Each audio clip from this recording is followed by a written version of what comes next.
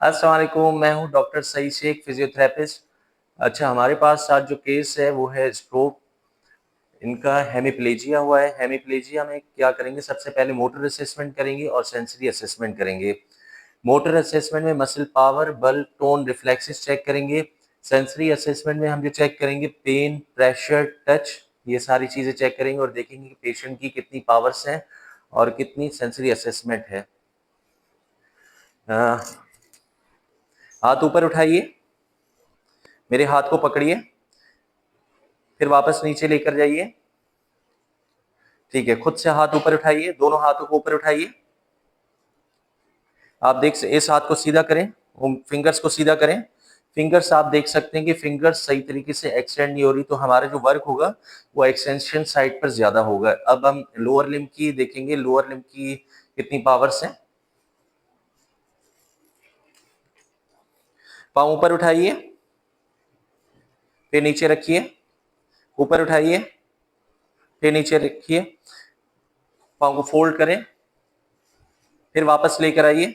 ठीक है, lower limbs की पावर्स बहुत अच्छी हैं। लोअर लिम्स की पावर आप देख सकते हैं कि काफी बेहतर है। लोअर लिम्स की अगर पावर का मुआवजा करें तो +3 की पावर्स लोअर लिम्स की हैं और इसकी पावर्स जो है 3 कह सकते हैं, लेकिन फिंगर्स की पावर इनकी +2 की पावर्स हैं। तो हमारा ज्यादा जो फोकस होगा वो फिंगर्स की तरफ होगा। सबसे पहले मैं इनको EMS अप्लाई करूंगा एक्सटेंशन में।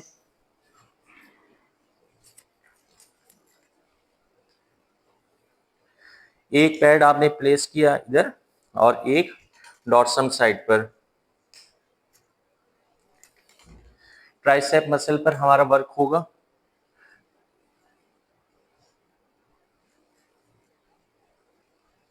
इस तरह से आप जो है EMS अप्लाई करेंगे। EMS अप्लाई करने से ये फायदा होगा कि इनकी ब्लड सर्कुलेशन इंप्रूव होगी, इनकी नर्व जो है वो वर्किंग पोजीशन में आएगी। अच्छा, जब भी स्ट्रोक का केस हो तो कोशिश कीजिए कि उनको मैक्सिमम रिहेबिलिटेशन की तरफ लेकर आएं। जल्दी से आप रिहेबिलिटेशन उनको ज्वाइन करवाएं ताकि उनकी रिकवरी बहुत अच्छे से अच्छी हो। स्ट्रोक पर डिपेंड करता है कि दिमाग का कौन सा हिस्सा डैमेज है। अगर तो सेरिबेलम इन्वॉल्व है तो बैलेंस कोऑर्डिनेशन प्रॉब्लम होगा। अगर बेसल गैंग्लिया इन्वॉल्व है तो फाइन मूवमेंट्स की इन्वॉल्वमेंट होगी। और अगर पोस्टीरियर लोब इन्वॉल्व है तो उनका विजन लॉस होगा। ब्रोकास एरिया है तो स्पीच लॉस होगी। इस तरह से दिमाग का जो भी हिस्सा इफेक्टेड होगा वही हिस्सा इंसान के कमजोरी बन जाता है। अगर ब्रोकास एरिया होगा तो स्पीच नहीं कर पाएगा पेशेंट। तो आपका फोकस होगा, आप सबसे पहले देखेंगे सिटी स्कैन, MRI में कि कौन सा हिस्सा इन्वॉल्व है और आप उसी पर ही फोकस करेंगे। 20 मिनट्स EMS अप्लाई करने के बाद अब हम एक्सरसाइज की तरफ जाएंगे और देखेंगे कि इनकी कौन कौन सी एक्सरसाइजेस हम करवाते हैं। आप घर पर अच्छा, इस एक्सरसाइज बताने का मकसद ये होता है कि जो लोग यहाँ पर नहीं आ सकते वो घर पर खुद से ये चीजें करें ताकि आपके मसल्स ज्यादा वेस्ट ना हो, मसल बल्क जो है वो लॉस ना हो।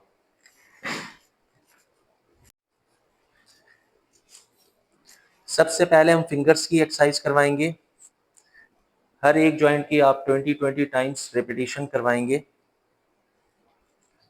इस तरह देखिए, फिंगर्स को मैंने कैसे पकड़ा हुआ है और हर एक जॉइंट की मैं 20-20 टाइम्स एक्सरसाइज करवाऊंगा।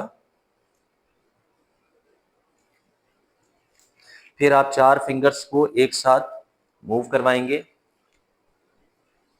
अगर ये आप नहीं करवाते, मूवमेंट नहीं करवाते हैं तो क्लो हैंड बन सकता है, और अगर क्लो हैंड बन भी जाए तो कोई मसला नहीं है, कॉन्ट्रैक्चर उसको हम कहते हैं। उसके लिए आप नाइट स्प्रिंट का यूज करवा सकते हैं। नाइट स्प्रिंट से ये आपसे मैं तस्वीर शेयर करूंगा नाइट स्प्रिंट की। उसमें आपका जो हाथ है वो स्ट्रेट रहता है, फिंगर्स मुड़ती नहीं है। अगर फिंगर्स इस तरह से मुड़ना शुरू हो जाए तो इसको सीधा करना फिर इंतहाई मुश्किल हो जाता है। इसलिए आपको नाइट स्प्रिंट यूज करना बहुत जरूरी होता है। स्ट्रोक का जब भी केस हो तो पेशेंट के अटेंडेंट काफ़ी परेशान हो जाते हैं कि अब हमें क्या करना चाहिए। आप एक तो फिजिशियन को दिखाएंगे, न्यूरो फिजिशियन को दिखाएंगे। न्यूरो फिजिशियन इंटरनल मामला आपके तय करेगा और फिर फिजियोथेरेपी के लिए रेफर करेंगे आपको। फिजियोथेरेपी कोशिश आपको यही करनी है कि बहुत जल्दी स्टार्ट करवा लें ताकि पेशेंट की रिहेबिलिटेशन कंप्लीट हो सके। अच्छा, फिंगर्स की मूवमेंट करवाने के बाद फिर हम रिस्ट की मूवमेंट करवाएंगे। रेस में आपकी प्लेसमेंट ये होगी कि आप हाथ को इस तरीके से रखेंगे इधर और देखिए किस तरीके से। और इसमें आप रेजिस्टेड एक्सरसाइज भी अप्लाई कर सकते हैं। पेशेंट से कह सकते हैं कि हाथ को आगे की तरफ लेकर जाइए, हाथ आगे की तरफ मूव करवाएंगे। मेरा जो फेवरेट हिस्सा है इसमें स्ट्रोक के पेशेंट्स में वो पीएनएफ टेक्निक है। मैं कोशिश करता हूँ कि पीएनएफ टेक्निक अप्लाई करूँ। पीएनएफ टेक्निक क्या होती है, D1 D2 पैटर्न होता है, इसको हम कंबाइंड मूवमेंट्स कहते हैं। अगर सिनर्जी पैटर्न डेवलप हुआ है फ्लेक्शन में तो मैं एक्सटेंशन पैटर्न अप्लाई करूंगा। मसल टोन अगर इंक्रीज है एक्सटेंशन पैटर्न की तो मैं फ्लेक्शन पैटर्न अप्लाई करूंगा। इसमें हम इनिबिशन मेथड अप्लाई करते हैं। इनिबिशन मेथड इसको कहते हैं कि एक जगह की टोन अगर आपकी बढ़ी हुई है तो उसकी अपोजिट साइड पर आप सारी मूवमेंट्स करवाएंगे। इससे ये फायदा होगा कि पेशेंट की जो दूसरी तरफ की टोन है, फॉर एग्जाम्पल फ्लेक्शन टोन ज्यादा है तो मैं एक्सटेंशन पे वर्क करूंगा। इससे दोनों जो है उसको दोनों टोन इससे बैलेंस हो जाएंगी और पेशेंट को काफ़ी फ़ायदा होगा। पेशेंट का जैसे हाथ इस तरह से होता है, मैं आपको वॉक करके दिखाता हूँ। पेशेंट हमेशा हमारे पास किस तरीके से वॉक करते हैं कि पेशेंट को इस तरीके से हाथ हो जाता है, हाथ और शक्ति आ जाती है, पेशेंट सर्कमडक्शन की तरफ जाता है।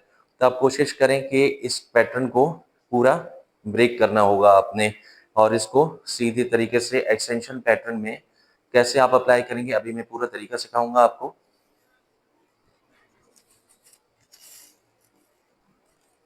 पेशेंट की आपने एल्बो की फ्लेक्शन एक्सटेंशन करवाई आपने। हर एक्सरसाइज आप 20-20 टाइम्स रिपीट करेंगे। उसके बाद फिर supination and pronation. Supination pronation करवाने के बाद फिर आप शोल्डर की मूवमेंट करवाएंगे। शोल्डर की मूवमेंट मैंने आपसे कहा था कि D1 D2 पैटर्न अप्लाई करेंगे। देखिए किस तरीके से पेट की तरफ लेकर गया और अपनी तरफ लेकर आ रहा हूं।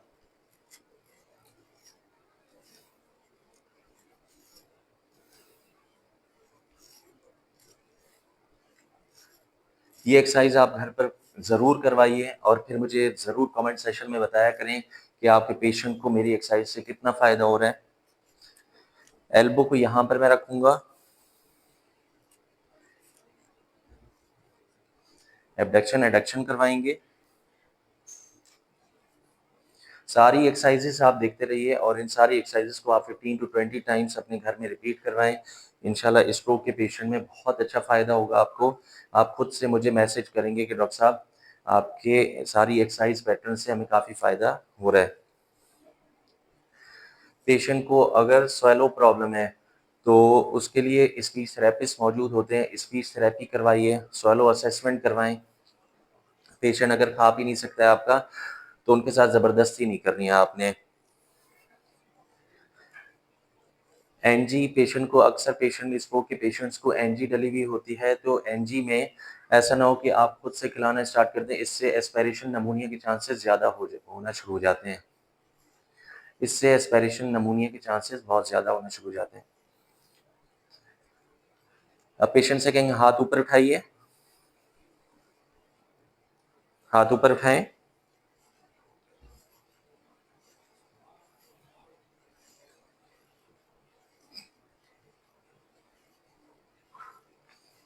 ये एक्सरसाइज करवाने के बाद फिर आप सर्कमडक्शन करवाएंगे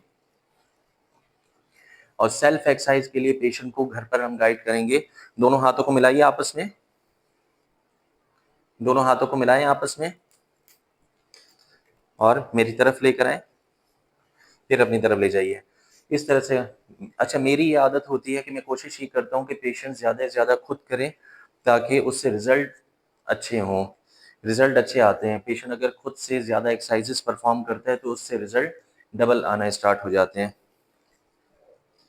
इसी तरह दोनों हाथों को पेशेंट से कहेंगे कि कंधे के नीचे लेकर जाइए, दोनों हाथों को यहाँ पर कंधे के नीचे लेकर आइए। ये देखिए, फिर वापस सीधे थोड़े इधर हो जाए, ठीक है, नीचे हो जाए। ये एक्सरसाइज करवाएंगे, बटरफ्लाई एक्सरसाइज।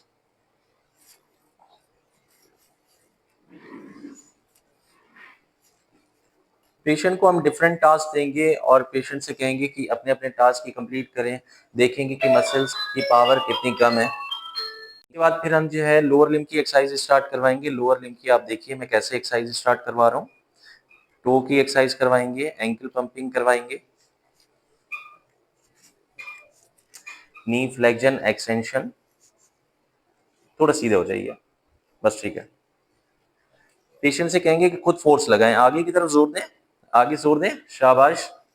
फिर दोबारा से आगे की तरफ पुश करें जोर से, और फिर दोबारा से पुश करें। सारी एक्सरसाइज आप 15 to 20 टाइम्स रिपीट करेंगे। लोअर लिम्ब की एक्सरसाइजेस आप देखें कि किस तरीके से करवा रहे हैं। नी की फ्लेक्शन एक्सटेंशन करवाएंगे, हाथ को ऐसे करके रखें,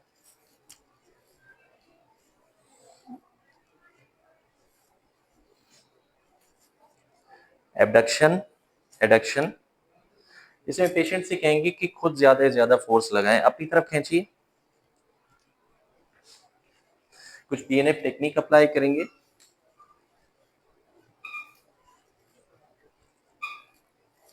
ये सारी एक्सरसाइज आप पेशेंट को घर पर परफॉर्म करवाएंगे और मुझे बताएंगे कि पेशेंट ने कैसे परफॉर्म किया है। जिसके बाद पेशेंट से कहेंगे कि कमर ऊपर उठाइए, कमर ऊपर उठाएंगे पेशेंट से, इतना ज्यादा नहीं, थोड़ा कम। फिर वापस नीचे रखिए, फिर ऊपर उठाइए, फिर वापस नीचे रखें, फिर ऊपर उठाइए, आ जाए, बैठ जाइए।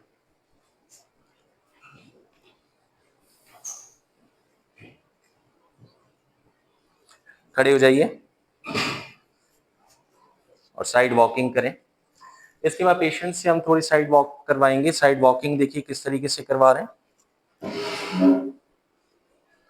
और इधर हो जाए, मेरे नहीं नहीं मेरे पैर को फॉलो करें।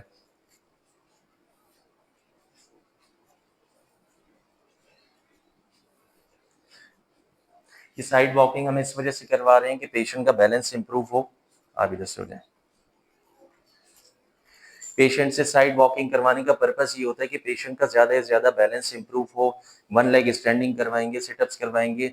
आपसे सारी एक्सरसाइज में इनके सेकंड सेशन में और भी डिस्कस करूंगा। आज इन पेशेंट का फर्स्ट डे था, तो फर्स्ट डे के हिसाब से मैंने सारी एक्सरसाइज आपको गाइड की, और आप पेशेंट की पोजीशन देख सकते हैं कि काफ़ी माशाल्लाह इंप्रूव है। बहुत बहुत शुक्रिया आपका। अगर आपको मेरा चैनल अच्छा लगा तो लाइक करें, सब्सक्राइब करें। बहुत बहुत शुक्रिया आपका। अल्लाह हाफिज़।